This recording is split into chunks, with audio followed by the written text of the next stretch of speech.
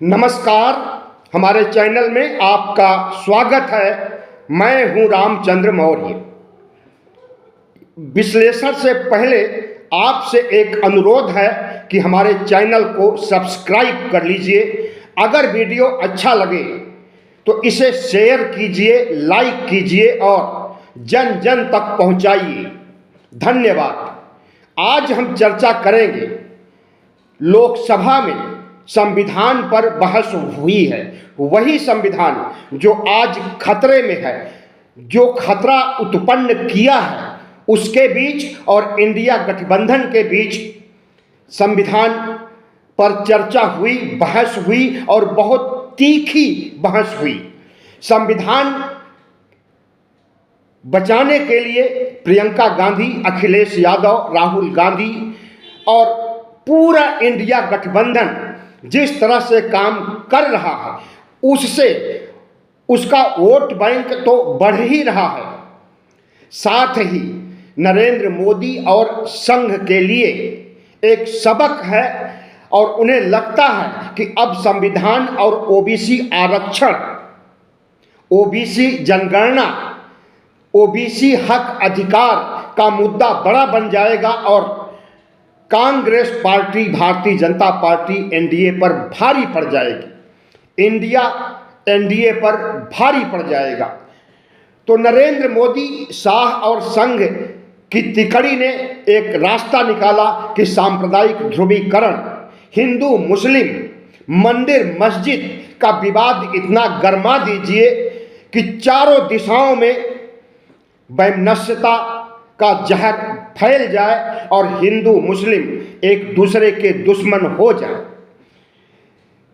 इन सब परिस्थितियों को देखते हुए कि संविधान खतरे में है और जिस रास्ते पर भारतीय जनता पार्टी चल रही है वह संवैधानिक रास्ता नहीं है, वह लोकतांत्रिक रास्ता नहीं है, तो राहुल गांधी ने ही प्रस्ताव रखा था कि संविधान पर चर्चा की जाए और उसे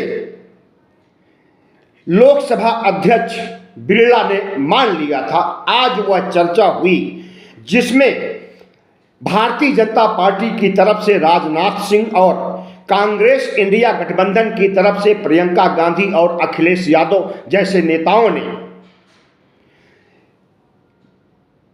भाषण दिया और प्रधानमंत्री नरेंद्र मोदी की उनकी गलत नीतियों, गलत एजेंडों और चुनाव जीतने के फार्मूलों, सरकार गिराने, अपनी सरकार बनाने के उनके इरादों पर कटाक्ष करते हुए जिस तरह से प्रियंका गांधी ने कहा कि देश कायरों के हाथ में है, ज्यादा देर तक कायरों के हाथ में सत्ता नहीं रहती है, यह देश उठेगा, लड़ेगा, सत्य को मांगेगा और जय हिंद का नारा लगाया प्रियंका गांधी ने।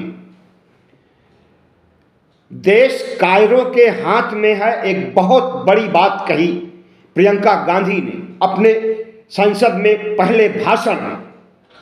जिस तरह से उन्होंने मोदी और शाह और भागवत को कायर कहा और जिस तरह से कायराना हरकत को अंजाम देते हुए नरेंद्र मोदी संविधान पर चर्चा से डर करके भाग गए इलाहाबाद कुंभ मेला में जायजा लेने के लिए। मेले का 13 जनवरी से कुंभ मेला शुरू हो रहा है और प्रधानमंत्री नरेंद्र मोदी, इनकी पार्टी ने हजारों करोड़ रुपया खर्च करके मेला आयोजित कर रहे हैं और वही हिंदू मुस्लिम ध्रुवीकरण और हिंदुओं, बहुसंख्यकों को अपने पक्ष में लेने के लिए उनके धार्मिक रिलीजियस सेंटीमेंट को उभारने के लिए काम कर रहे हैं और यह काम आज से नहीं 2014 से ही कर रहे हैं। तो संविधान चर्चा में भाग न लेकर के प्रधानमंत्री का संगम में जा करके नौकायन का आनंद लेना और इलाहाबाद की वादियों में टहलना, माघ मेले प्रांगण में साधु संतों से मिलना, माघ मेले की तैयारी का आकलन करना शायद उतना बड़ा काम नहीं था कि जितना बड़ा आज उन्हें संसद में होना चाहिए था। इसके पहले भी शीत सत्र में प्रधानमंत्री नरेंद्र मोदी की उपस्थिति संसद में नगण्य थी। वजह वही है, अडानी की वजह है, बेरोजगारी की वजह है, महंगाई की वजह है, मणिपुर की वजह है, संभल की वजह है। तमाम ऐसी वजह हैं जिससे नरेंद्र मोदी भागते फिर रहे हैं और राहुल गांधी, प्रियंका गांधी उनका पीछा कर रहे हैं।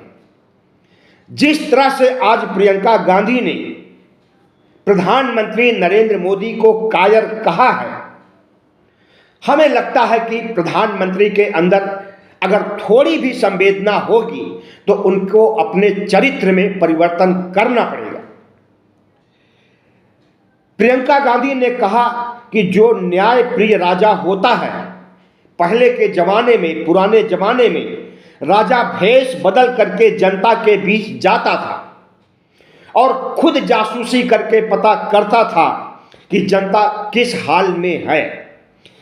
आज का राजा वेशभूषा तो बदल लेता है, पोशाक बदलने पर तंज किया। प्रधानमंत्री नरेंद्र मोदी हर रोज 4-5 बार अपने ड्रेस बदलते हैं, उसी पर तंज किया था प्रियंका गांधी ने। आज का राजा भेष तो बदलता है लेकिन जनता के बीच नहीं जाता। संभल, मणिपुर में जहां तमाम मौतें हुई हैं वहां नहीं जाता आज का राजा और यह नहीं पता करता कि उसके राज में क्या चल रहा है। जो राजा की आलोचना करता है उसे राजा बर्दाश्त नहीं करता। अगर देखिए तो एक तरह से मोदी और शाह को अच्छी तरह से धोने का काम आज संविधान पर बहस के जरिए किया है प्रियंका गांधी ने। प्रियंका गांधी यही नहीं रुकती हैं, वह कहती हैं कि जिनका नाम लेने से झिझकते हैं उन्होंने इस देश को आईआईटी दिया, सेल दिया, एम्स दिया और तमाम पीएसयू सरकारी कंपनियां दिया, देश का इंफ्रास्ट्रक्चर खड़ा किया। उनका नाम पुस्तकों से गायब कर दिया गया है। नेहरू की तरफ इशारा था प्रियंका गांधी का, क्योंकि नेहरू को आए दिन इनका आईटी सेल, इनके नेता और खुद प्रधानमंत्री ट्रोल करते हैं। नेहरू के बारे में जो झूठ और व्हाट्सएप यूनिवर्सिटी पर जो आतंक मचा रखे हैं उसे आप अच्छी तरह से जानते होंगे। तो वही आईना दिखाते हुए प्रियंका गांधी ने याद दिलाया कि नेहरू का नाम तो इन्होंने पुस्तकों से भी निकाल दिया इतिहास बदलने के क्रम में, और भाषणों से भी मिटा दिया उनकी जो भूमिका थी नेहरू की इस देश का इंफ्रास्ट्रक्चर खड़ा करने की। उसे प्रधानमंत्री नरेंद्र मोदी, भारतीय जनता पार्टी आरएसएस ने हमेशा इग्नोर किया है। अच्छा हुआ जो जनता ने इन्हें 240 सीटों पर समेट दिया, प्रियंका गांधी ने कहा, क्योंकि अगर इन्हें 400 सीटें मिल जाती तो आज ये संविधान को ही हटा देते, बदल देते और संविधान की जगह मनुस्मृति रिप्लेस कर देते। जहां हमारे संविधान ने एकता का सुरक्षा कवच दिया है, वहां पर शक, घृणा और अन्याय के बीज बोए जा रहे हैं। एकता का सुरक्षा कवच तोड़ा जा रहा है। ये उद्गार प्रियंका गांधी के हैं, जिसके लिए पूरे देश में आज प्रियंका गांधी के भाषण को सुन करके लोहा माना है और प्रियंका गांधी के अंदर इंदिरा गांधी की छवि देखा है। इंदिरा गांधी की छवि मैंने तो रूबरू हुआ हूं साक्षात उनसे। इलाहाबाद में केपी कॉलेज ग्राउंड में इंदिरा गांधी का भाषण था, तो केपी कॉलेज के गेट पर हम स्टूडेंट थे, उस समय इलाहाबाद यूनिवर्सिटी में पढ़ते थे। अपने दोस्तों के साथ हम खड़े थे और इंदिरा गांधी को उसी गेट से अंदर जाना था, तो उन्होंने हाथ मिलाते हुए हम छात्रों से अंदर चली गई थी। तो इंदिरा गांधी को मैंने टच भी किया है, नमस्कार किया है हाथ मिला करके और नज़दीक से देखा है और उनका भाषण भी सुना है। इंदिरा गांधी के भाषण में एक बार उन्होंने कहा था कि हम इस देश के लिए अपने खून के कतरे कतरे न्यौछावर कर सकते हैं, और यह भाषण उन्होंने उस समय दिया था मृत्यु से, या उन्हें उनकी जो हत्या की गई थी उनके ही अंगरक्षकों के द्वारा, उससे थोड़े समय पहले ही उन्होंने कहा था। तो प्रियंका गांधी में अगर आज इंदिरा गांधी की छवि देखी जा रही है और प्रियंका गांधी के भाषण को राष्ट्रीय स्तर पर सराहना किया जा रहा है, और प्रियंका गांधी के अंदर भाषण देते समय जो सौम्यता है, उनके चेहरे पर कोई नाराजगी नहीं दिखती है, कोई कटु वचन नहीं, किसी के प्रति ईर्ष्या या द्वेष का भाव उनके शब्दों से, उनके इंप्रेशन से बिल्कुल नहीं दिखाई देता है। राहुल गांधी का भाषण में गुस्सा भी होता है और कभी कभी मोदी के प्रति नफरत भी देखी जाती है, लेकिन प्रियंका गांधी के अंदर यह सब अवगुण नहीं है। प्रियंका गांधी ने जिस तरह से प्रधानमंत्री नरेंद्र मोदी, शाह और राष्ट्रीय स्वयंसेवक के प्रमुख, संघ प्रमुख मोहन भागवत को घेरा, तो मोहन भागवत के लिए तो उन्होंने जो शब्द कहा उसकी उम्मीद भी नहीं की जा सकती। उन्होंने संघ के इतिहास को उठाया और तब से लेकर के अब तक संघ जो कुछ भी कर रहा है उस पर प्रकाश डाला और भारतीय जनता पार्टी और संघ की सोच को उजागर करने का काम किया। इंदिरा गांधी की छवि अगर आज प्रियंका गांधी में देखी जा रही है तो हमें लगता है कि प्रियंका गांधी की अभी शुरुआत हुई है लोकसभा में भाषण से। इसके पहले प्रियंका गांधी अपने माँ भाई का प्रचार करने जरूर जाती थी, लेकिन सक्रिय रूप से राजनीति में नहीं थी। भारतीय जनता पार्टी के नेताओं में राजनाथ सिंह ने संविधान पर बोलने का काम किया और उन्होंने जो कुछ कहा उसमें कुछ तो सही है लेकिन अधिकांश गलत है। उनकी मानसिकता संघ की मानसिकता है और संघ ने संविधान को कभी पसंद नहीं किया। संविधान और तिरंगे से संघ का नज़दीकी रिश्ता कभी नहीं रहा, और जिस दिन संविधान लागू हुआ उसके तीसरे दिन पांचजन्य अपने पेपर में, न्यूज़पेपर में जो कुछ संघ के बारे में लिखा गया उसे आप सुन लीजिए। उसमें लिखा गया कि इसमें संविधान में भारतीयता नाम की कोई चीज नहीं है, मनुस्मृति से प्रेरणा नहीं लिया गया है और पूरी तरह से यह अभारतीय है, विदेशों से नकल करके संविधान को बनाया गया है। इसमें संविधान में मनुस्मृति चाहती थी भारतीय जनता पार्टी जो पहले जनसंघ था, और आरएसएस वर्ण व्यवस्था देखना चाहती थी संविधान में, छुआछूत, अस्पृश्यता और हिंदुओं को गुलाम बनाने की उसकी प्रवृत्ति और ब्राह्मणवाद को बढ़ावा देने का इरादा देखना चाहता था संघ संविधान में। लेकिन दुर्भाग्यवश संविधान बनाने का काम बाबा साहब डॉक्टर भीमराव अंबेडकर को सौंपा गया, जो खुद शूद्र थे और वर्ण व्यवस्था के दंश को झेल चुके थे। तो बाबा साहब डॉक्टर भीमराव ने जो संविधान बनाया, ड्राफ्टिंग कमेटी के चेयरमैन की हैसियत से जो कुछ ड्राफ्ट किया उसमें उन्होंने शूद्रों को अधिकार दिया और उनकी शूद्रता दूर करने, वर्ण व्यवस्था के दंश से बचाने के लिए तमाम से प्रावधान किए और सामाजिक न्याय, समाजवाद और धर्मनिरपेक्षता के सिद्धांतों को जोड़ा। और इन्हीं चीज़ों से संघ को एलर्जी है, भारतीय जनता पार्टी को एलर्जी है। तो संघ के समर्थन में जो कुछ राजनाथ ने कहा, संविधान की सराहना में जो कुछ राजनाथ ने कहा,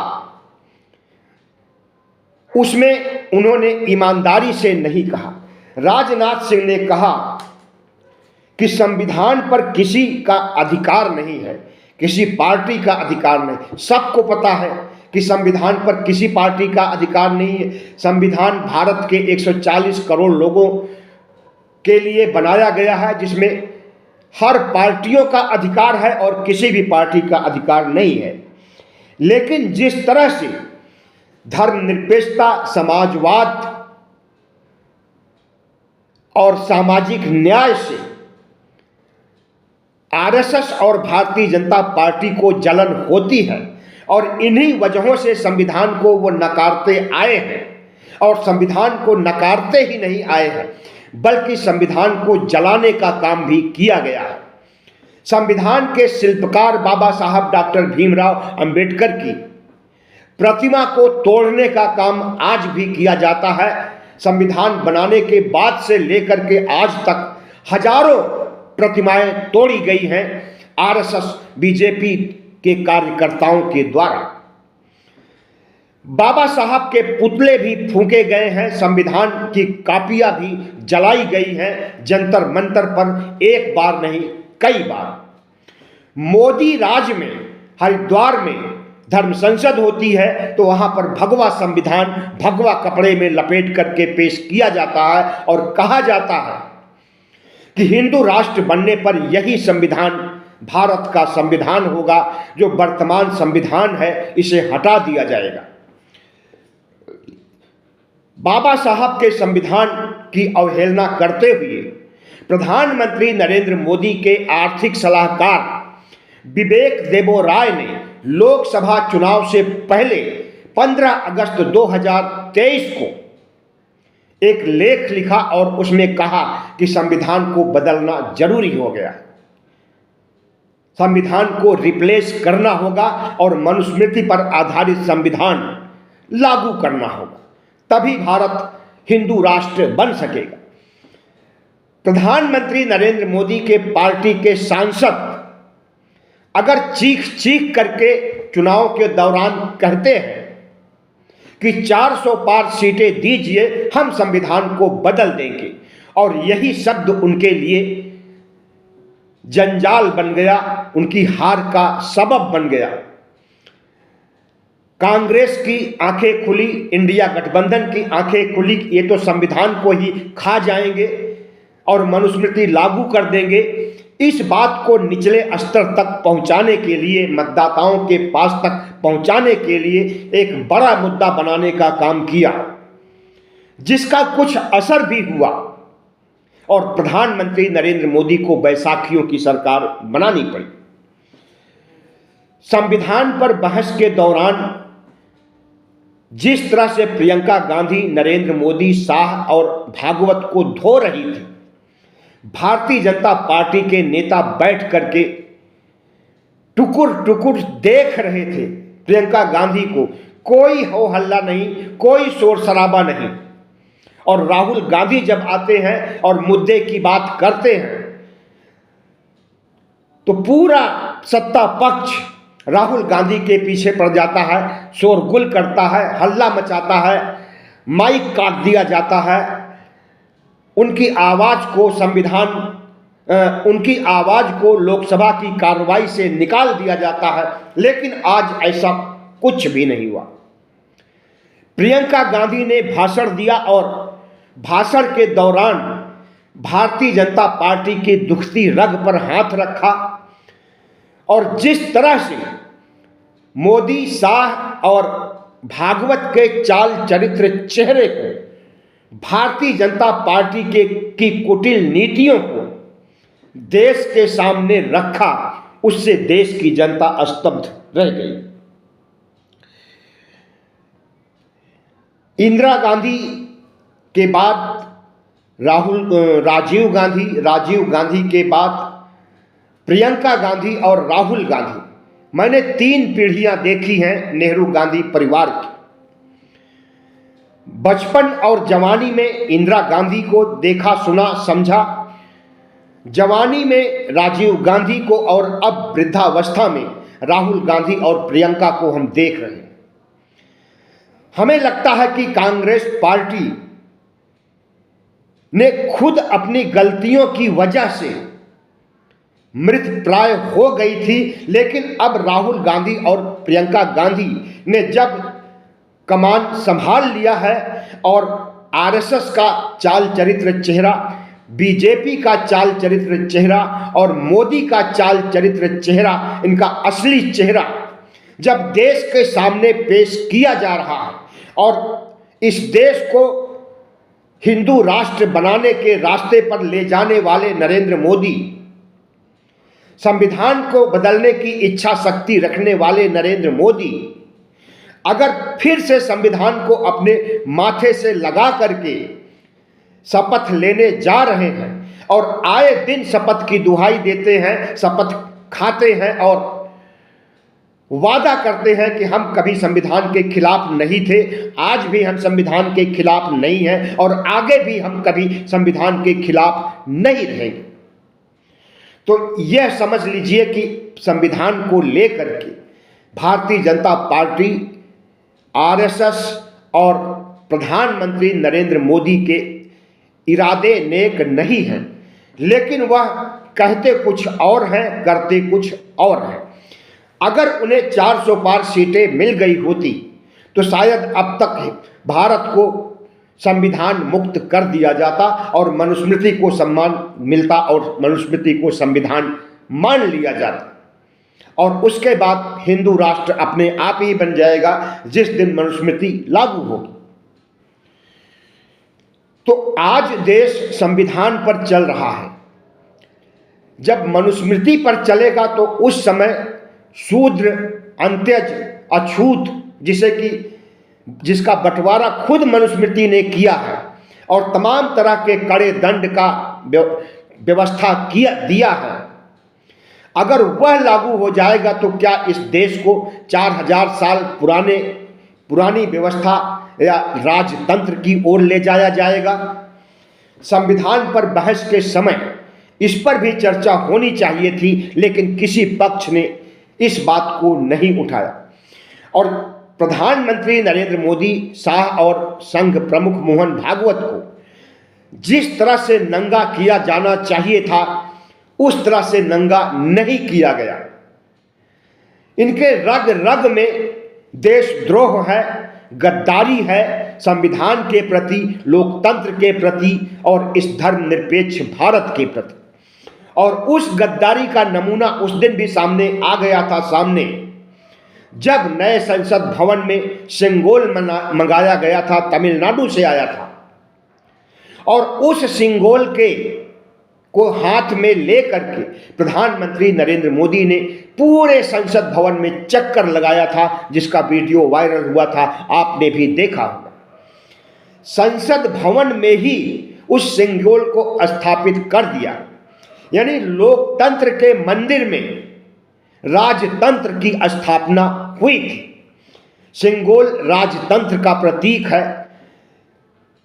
इतिहास में पहले के जमाने में जब कोई राजा अपना राजवंश सौंपता था अपने उत्तराधिकारी को तो सिंगोल भी भेंट करता था। प्रधानमंत्री नरेंद्र मोदी ने लोकतंत्र के मंदिर में सिंगोल की स्थापना करके यह संकेत दे दिया है कि अब भारत लोकतंत्र नहीं रहेगा, राजतंत्र बनेगा। इसे समझने की जरूरत है इस देश के 98 करोड़ मतदाताओं, 140 करोड़ देशवासियों को, साथ ही पूरे विपक्ष को, कि सिंगोल की स्थापना से क्या संकेत निकल रहा है और यह संकेत भारत के लिए, भारतीय समाज के लिए, ओबीसी, एससी, एसटी के लिए कितना घातक होगा। अगर भारत राजतंत्र बनेगा तो संविधान का कोई वैल्यू नहीं होगा। मनुस्मृति लागू हो या न लागू हो कोई फर्क नहीं पड़ेगा।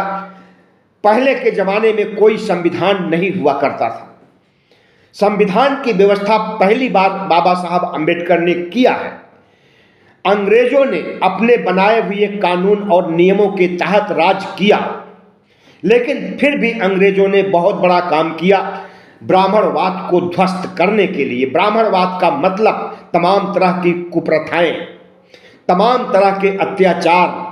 अगर किसी ओबीसी SC ST की महिला को बच्चे होते थे तो पहले बच्चे को गंगा में फेंकना पड़ता था, और अगर शादी कर करके कोई दंपति जा रहा है तो उसकी डोली को, उसके पालकी को रोक लिया जाता था और 1-2 राज उसे स्थानीय सामंत और राजा के घर रात गुजारनी होती थी नववधू को। इस तरह से 50 अंधविश्वास और कुप्रथाएं थी जिसे कि अंत किया अंग्रेजों ने। उसके बाद गुलामी के दंश को धोने के लिए, मनुस्मृति के दंश को खत्म करने के लिए, मनुस्मृति राज जो कायम था आजादी के पहले, सती प्रथा भी वहीं से निकला था, और जितनी भी कुप्रथाएं हैं सब मनुस्मृति की ही देन है। इसको ध्वस्त किया बाबा साहब ने, और ब्राह्मणों के संविधान को उन्होंने जलाया था 25 दिसंबर 1927 को। 25 दिसंबर 1927 को मनुस्मृति को जलाया और फिर अपना भारतीय संविधान बनाया, जिसे 26 जनवरी 1949 को संविधान सभा को सौंपा। बाबा साहब डॉक्टर भीमराव अंबेडकर के संविधान की और बाबा साहब खुद की बहुत बड़ी भूमिका है इस देश के लिए, और उस भूमिका को नज़रअंदाज करने के लिए बाबा साहब को लांछन लगाया गया, पुतले जलाए गए, संविधान जलाया गया, और वही जलाने वाले लोग आज सत्ता में बैठे हुए हैं तो फिर से उसे संविधान को खत्म करने की बात कर रहे हैं। तो इनकी बंदर घुड़की और धमकियों से इस देश को संभल जाना चाहिए और इनके प्रति इनके असली इरादे को समझ लेना चाहिए कि अगर ये अब की बार जीतेंगे तो क्या गुल खिलाएंगे। आज इन्हीं सब विषयों पर जिस तरह से प्रियंका गांधी ने RSS को घेरा और कहा कि भारत का संविधान संघ का विधान नहीं है, एक शब्द में बहुत बड़ी बात कह दी। RSS को बात जरूर चुभी होगी, लेकिन वह किसी से कह नहीं सकता। बहुत बहुत धन्यवाद। हमारे चैनल को सब्सक्राइब कीजिएगा, लाइक कीजिएगा और शेयर कीजिएगा।